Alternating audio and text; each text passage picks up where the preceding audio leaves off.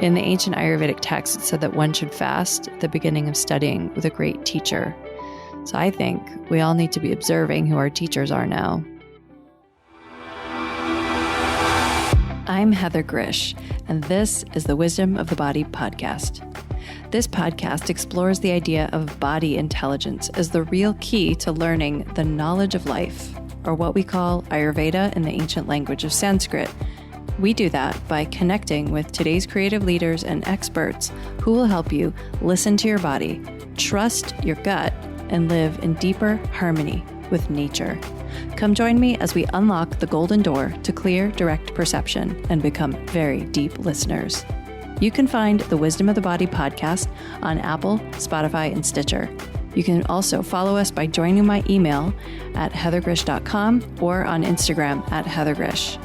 I know you're going to love this podcast, so take a second right now to subscribe.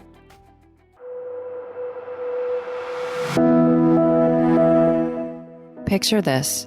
You go to the gym and have a good sweaty workout. Then you leave and go grab something that you think is healthy for your next meal. Perhaps the thought comes up, I just worked out. I should make sure I'm getting enough water, protein, vitamin B, raw veggies, acai, goji berry, ashwagandha, etc., etc. You're a good boy or you're a good girl.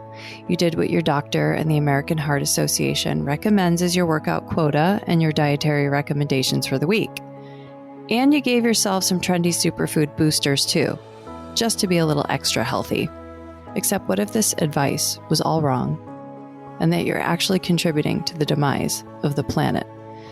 Everybody talks about eating the right foods. Everybody talks about whether they got enough exercise, but fewer people seem to be willing to look at how much they're eating and willing to eat less to make the whole input-output game more efficient. Why don't we just skip exercising so much and simply eat less? Why do we think we have to work so hard?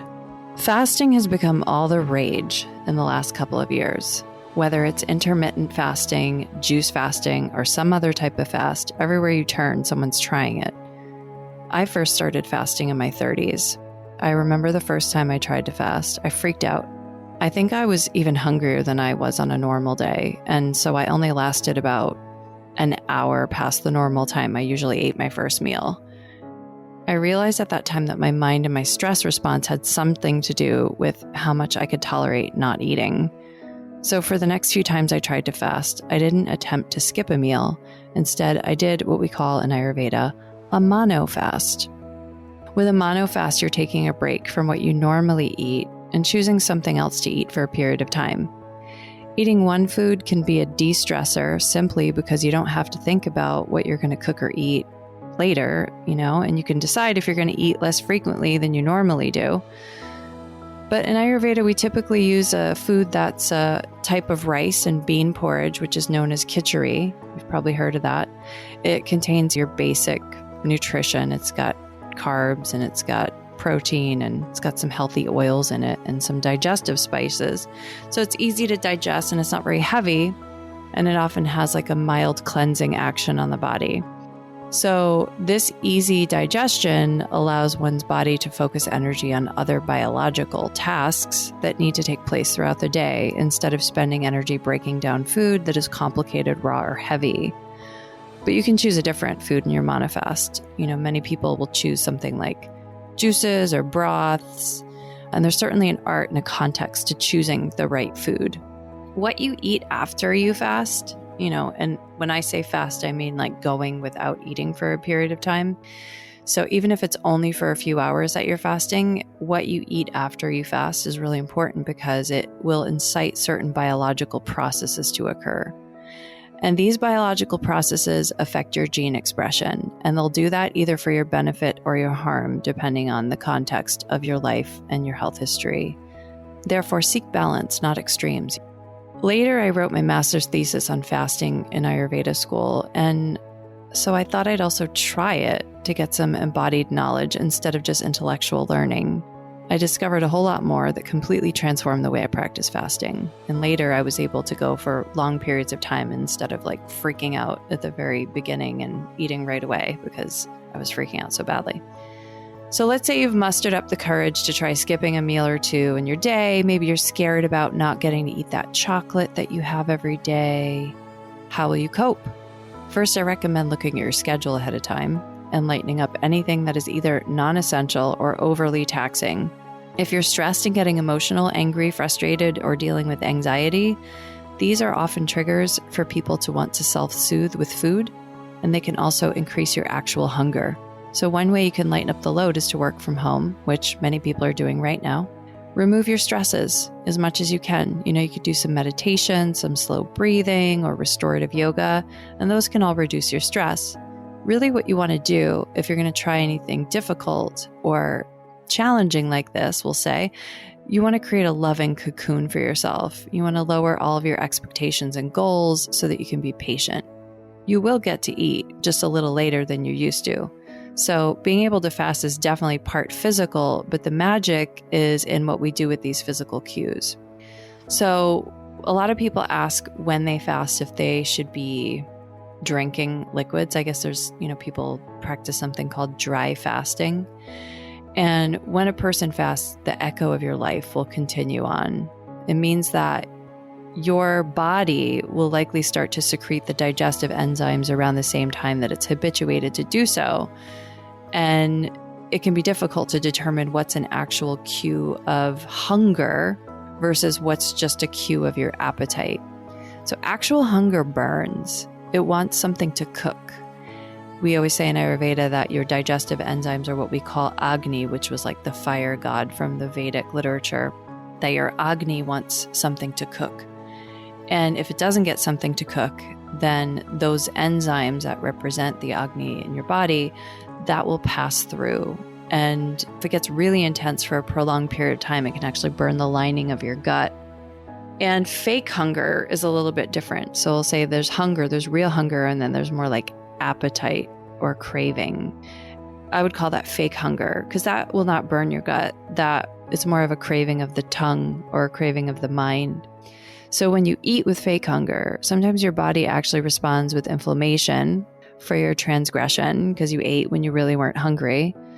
And that can burn. So some people, certain body types, when they will eat, when they don't have the digestive enzymes or the Agni present to digest the food, or they eat more than that was able to, that those digestive enzymes were able to handle, or even a weird food that kind of dampened the flame of that fire, then sometimes the body will respond with inflammation to that particular transgression because you're really in charge. And fasting helps a person determine the difference between appetite and true hunger. It's a great teacher.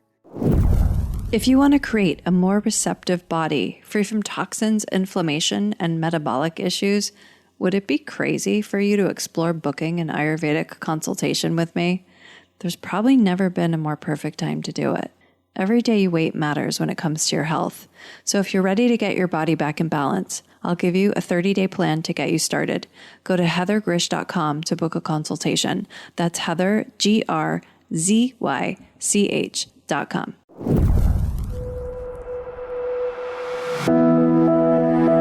So, if you're feeling appetite grip you, then this is the time to employ coping mechanisms, de-stressing, etc. If it's true hunger that shows up, it's going to feels way too intense. One thing that you could do is drink a little bit more water because the liquids will somewhat dilute the enzymes in your digestive fire. This is one reason you don't want to drink a ton of water while you're eating a meal, because you want those enzymes there to process those particular foods, and you want to make sure the moisture balance is right when you do that. But when you're fasting, one should really watch that hydration dial very closely too, in order to make sure the body isn't also getting too dehydrated. Because if you're fasting for detox, for example, in that process, your body's going to be wanting to flush out toxins. And if you don't have proper hydration, then they can't leave the body as easily. So if you're feeling the burn because you've been fasting, you can try some room temperature water. Other beverages that you could try depending on your particular Ayurvedic body type or any sort of imbalance patterns that you have going on would be like if you have a kapha imbalance, or if you're more of a constitution, then, decaf coffee or dandelion tea could be a drink for that, or pitta body types, which, tend to get a little bit more inflammation.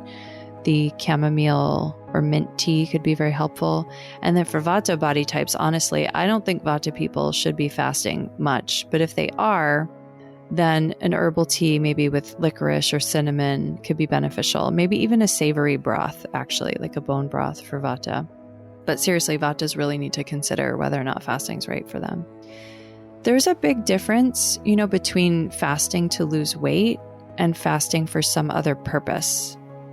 When you're focusing on the logic of, if I don't eat this, then I will lose weight, you already know the outcome you are seeking. And you can become so narrowly focused that you may not notice when something else amazing happens to you during a process. You may also miss when something really dangerous is happening. If you walk up the street outside only looking for the address of the place you're going, then you might miss the potholes to avoid in the ground. You may also miss the pretty flowers that are greeting you on your way. So instead, fast because you're interested in being aware and you're going to pay attention. In Ayurvedic medicine, fasting is considered a spiritual or non-rational therapy. If you're doing it to lose weight, it's a diet. These are different things. In fasting, you don't know what will happen. You will discover which biological process begins to shift and change. It's a bit like meditation, but instead of watching your mind the way you would in a meditation practice, you're watching all of your biological processes that are happening and what happens to your mind and your emotions in response to them, and also how your sensory experience changes.